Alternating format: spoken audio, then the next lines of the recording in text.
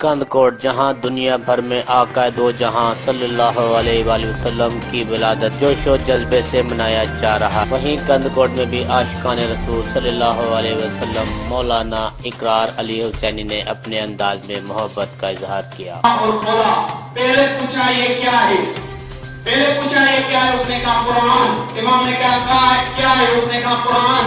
امام نے 3 مرتبہ پوچھا کیا ہے، اس نے کہا قرآن۔ امام نے کھولا اور پوچھا یہ کیا ہے، اس نے کہا سورہ مزمل۔ امام نے دوسری سورہ کھولی، اس نے کہا سورہ جمعہ۔ پھر امام نے دوسری کوئی سورہ کھولی، اس نے کہا پھر سورہ یاسین۔ امام نے کہا ان کے نام الگ الگ کیوں ہے، ان کے نام الگ الگ کیوں ہے؟ امام اس نے کہا کہ اگر قرآن کو کھولا جائے تو یہ سورتوں میں تقسیم ہو جاتا ہے، اگر اسے بند کیا جائے تو یہ قرآن بن جاتا ہے۔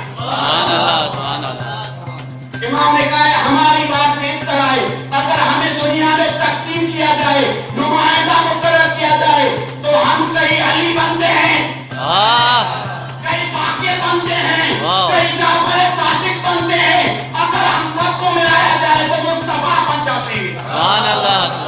کیمرہ مین ٹیم کیمرہ نادر علی شیخ، راز نیوز، کندہ کوٹ۔